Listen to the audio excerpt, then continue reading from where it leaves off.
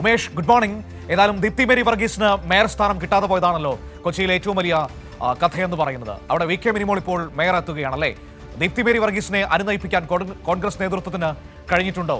ഈ അടുത്ത 5 വർഷം UDF സംബന്ധിച്ച് കൊച്ചിയിലെ ഭരണം ഒരു കസേരകളിയുടെ കാലമായിരിക്കുമോ?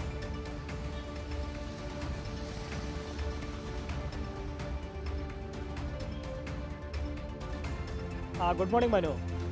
മനു പറഞ്ഞതുപോലെ തന്നെ ഈ കൊച്ചി കോർപ്പറേഷൻ സംബന്ധിച്ച് ഒരു സ്ഥിരതയാർന്ന ഭരണം ഉണ്ടാകുമോ എന്നുള്ളത് തന്നെയാണ് ഈ ഘട്ടത്തിൽ വലിയ ചോദ്യമായി വരുന്നത്.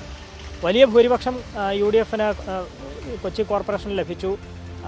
സർവാധിപത്യം എന്ന് തന്നെ പറയാം. 47 അംഗങ്ങളാണ് നിലവിൽ UDF കൊച്ചി കോർപ്പറേഷനിലേക്ക് തിരഞ്ഞെടുക്കപ്പെട്ടിരിക്കുന്നത്. 39 മതി കേവല ഭൂരിപക്ഷത്തിന്.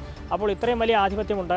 ആദ്യഘട്ടത്തിൽ KPCC ജനറൽ സെക്രട്ടറിയായ ദീപ്തി മേരി വർഗീസ് തന്നെ മേയർ എന്നുള്ളതായിരുന്നു അവർ പറഞ്ഞിരുന്നത്. ദീപ്തി മേരി വർഗീസിനോട് പ്രതിപക്ഷ നേതാവ് തന്നെ ഈ കൊച്ചി കോർപ്പറേഷൻ്റെ തെരഞ്ഞെടുപ്പിനെ നയിക്കണം എന്നൊക്കെ പറഞ്ഞതാണ് എന്ന് പിന്നീട് ദീപ്തി മേരി വർഗീസ് പറഞ്ഞു. പക്ഷേ അവസാന നിമിഷം ദീപ്തിക്ക് ആ സ്ഥാനം നഷ്ടമായി. AI ഗ്രൂപ്പുകൾ ചേർന്ന് ഈ KC വേണുഗോപാലിൻ്റെ നോമിനിയായ ദീപ്തി മേരി വർഗീസിനെ വെട്ടി എന്നുള്ളതാണ് കൊച്ചി കോർപ്പറേഷനിൽ കണ്ടത്.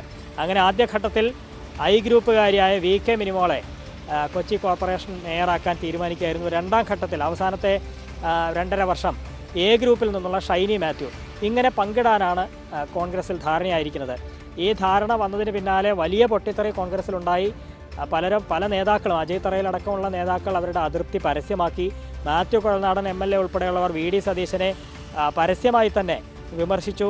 ഭൂരിപക്ഷം നോക്കുകയാണെങ്കിൽ എല്ലാ കാര്യത്തിലും ഇനി അങ്ങനെ തന്നെ വേണം എന്ന മുന്നറിയിപ്പൊക്കെ മാത്യു കുഴൽനാടൻ മുന്നോട്ട് വയ്ക്കുന്നതൊക്കെ കണ്ടു. ഇതുമായി ബന്ധപ്പെട്ട് ഈ മേയറെ തിരഞ്ഞെടുക്കുന്നതുമായി ബന്ധപ്പെട്ട് വലിയ അട്ടിമറി KPCC മാനദണ്ഡങ്ങളൊക്കെ ലംഘിച്ചുകൊണ്ട് വലിയ അട്ടിമറി ഉണ്ടായി എന്നൊക്കെയുള്ളതാണ് ദീപ്തി മേരി വർഗീസുമായി ബന്ധപ്പെട്ട് ദീപ്തി മേരി വർഗീസിനെ അനുകൂലിക്കുന്നവരുടെ വാദം. അതുകൊണ്ട് അവർ പരാതി നൽകും എന്നറിയിക്കുകയും ചെയ്തു. പക്ഷേ എങ്ങനെയൊക്കെയോ അവരെ അനുനയിപ്പിച്ചു. അങ്ങനെ തന്നെ പറയാം, എങ്ങനെയൊക്കെയോ അവരെ ഇപ്പോൾ അനുനയിപ്പിച്ചിട്ടുണ്ട്, വിപ്പ് കൈപ്പറ്റിയിട്ടുണ്ടെന്നാണ് മനസ്സിലാക്കുന്നത്. അതുകൊണ്ട് സ്വാഭാവികമായും ഇന്നത്തെ ഈ കോർപ്പറേഷൻ തെരഞ്ഞെടുപ്പിൽ VK മിനിമോൾ മേയറായി തിരഞ്ഞെടുക്കും എന്ന് തന്നെയാണ് പ്രതീക്ഷിക്കപ്പെടുന്നത്. പക്ഷേ LDF മത്സരിക്കാൻ തന്നെ തീരുമാനിച്ചിട്ടുണ്ട്. അംബിക സുദർശൻ കുന്നുംപുറം ഡിവിഷനിൽ നിന്ന് ജയിച്ച അംബിക സുദർശനാണ് LDFൻ്റെ മേയർ സ്ഥാനാർത്ഥി. രാവിലെ 10:30 മേയർ തെരഞ്ഞെടുപ്പ് നടക്കും. ഉച്ചയ്ക്ക് ശേഷമാണ് ഡെപ്യൂട്ടി മേയർ തെരഞ്ഞെടുപ്പ് നടക്കുന്നത്.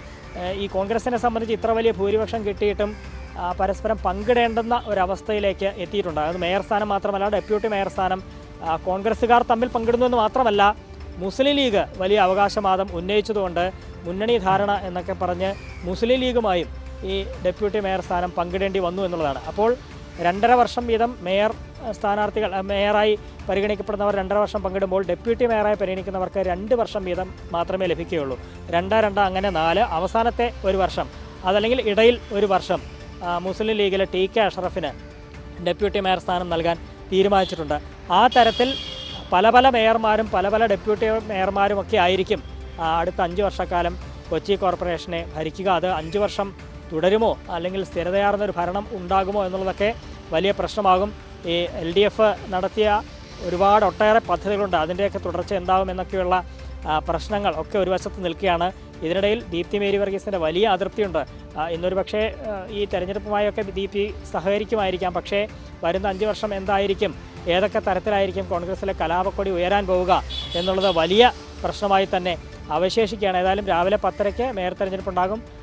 ഉച്ചയ്ക്ക് ശേഷം ഡെപ്യൂട്ടി മേയറെ തിരഞ്ഞെടുക്കും. ഡെപ്യൂട്ടി മേയറായി ആദ്യഘട്ടത്തിൽ ദീപക് ജോയ് ആണ്. അയ്യപ്പൻകാവ് ഡിവിഷനിൽ തിരഞ്ഞെടുക്കപ്പെട്ട കോൺഗ്രസിൻ്റെ ദീപക് ജോയാണ് ഡെപ്യൂട്ടി മേയറായി ആദ്യഘട്ടത്തിൽ മത്സരിക്കുക. അതിനുശേഷം പിന്നീട് KVP കൃഷ്ണകുമാറിനെയാണ് രണ്ടാം ഊഴം KVP കൃഷ്ണകുമാറിനാണ് നൽകിയിരിക്കുന്നത്. അപ്പോൾ തെരഞ്ഞെടുപ്പ് നടക്കും എന്നുള്ളത് ഉറപ്പാണ്. കാരണം LDFും മത്സര രംഗത്തുണ്ട്. ഈ കോർപ്പറേഷൻ ഒഴിച്ച മറ്റ് നഗരസഭയുടെ കാര്യമെടുത്താൽ ഈ 13 നഗരസഭകൾ എറണാകുളം ജില്ലയിലുണ്ട്. അതിൽ 3 എണ്ണം ഒഴികെ ബാക്കി എല്ലായിടത്തും UDFന് ആധിപത്യമുണ്ട് എന്ന് പറയാം.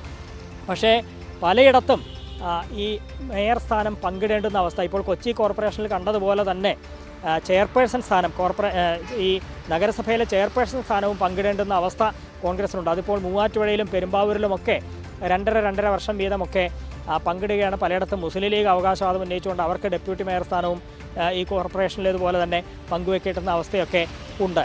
മറ്റൊരു പ്രധാനപ്പെട്ട മത്സരം നടക്കുന്നത് തൃപ്പൂണിത്തുറയിലാണ് മനു. തൃപ്പൂണിത്തുറയിൽ നിലവിൽ ഭൂരിപക്ഷം ഈ BJPക്കാണ്. അവർക്ക് കേവല ഭൂരിപക്ഷമില്ല, പക്ഷേ വലിയ കക്ഷി BJPയാണ്. പക്ഷേ 21 BJPക്കെങ്കിൽ തൊട്ട് താഴെ 20 ഇടങ്ങളിൽ LDF ആണ് വിജയിച്ചിരിക്കുന്നത്. അപ്പോൾ 21-20 എന്നുള്ളതാണ് ഈ തൃപ്പൂണിത്തറ നഗരസഭയിലെ കക്ഷി നില. UDFന് അവിടെ 12 സീറ്റ് മാത്രമേ ഉള്ളൂ. കേവല ഭൂരിപക്ഷത്തിന് 27 സീറ്റുകൾ വേണം, പക്ഷേ 21 BJPക്കുള്ളൂ. സ്വാഭാവികമായും വലിയ കക്ഷി എന്നുള്ള നിലയിൽ BJP ആയിരിക്കാം മേയർ ചെയർപേഴ്സൺ സ്ഥാനത്തേക്ക് വരിക. പക്ഷേ 1-2 വോട്ടൊക്കെ അസാധുവായാൽ നഗരസഭാ ഭരണം മാറി മറിയുന്ന സാഹചര്യമൊക്കെ വരും. അപ്പോൾ തൃപ്പൂണിത്തറയിൽ ഒരു പ്രധാനപ്പെട്ട മത്സരം ഇന്ന് നടക്കുന്നുണ്ട്. ഏലൂർ നഗരസഭയിൽ LDF ആണ് ചെയർപേഴ്സണായി വരിക എന്നുള്ളത് തന്നെയാണ്. അവിടെ LDF ആണ് ഏറ്റവും വലിയ ഒറ്റകക്ഷി, 15 സീറ്റുണ്ട്. LDFൻ്റെ ചെയർപേഴ്സൺ സ്ഥാനാർത്ഥിയായ ലൈജി സജീവനും വൈസ് ചെയർപേഴ്സൺ സ്ഥാനാർത്ഥിയായ ലീല ബാബുവുമാണ് മത്സരിക്കുന്നത്. ഈ രണ്ടുപേരും തന്നെയായിരിക്കും ഏലൂർ നഗരസഭയിൽ ഇന്ന് ചെയർപേഴ്സണും വൈസ് ചെയർപേഴ്സണുമായി തിരഞ്ഞെടുക്കപ്പെടുക.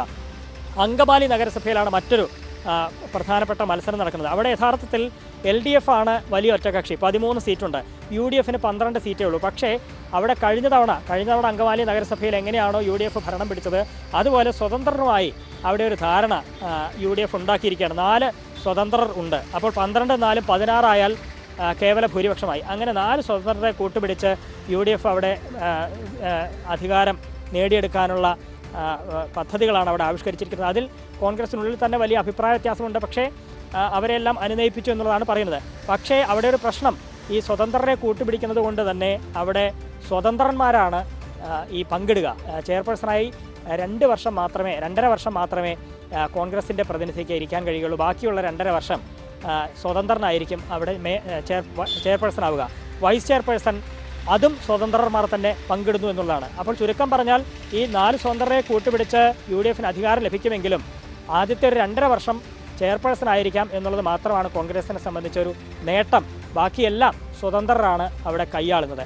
അങ്ങനെ വളരെ വ്യത്യസ്തമായ തെരഞ്ഞെടുപ്പുകൾ എറണാകുളം ജില്ലയിൽ നടക്കുന്നു എന്നുള്ളത് തന്നെയാണ് ഏറ്റവും പ്രധാനപ്പെട്ട കാര്യം.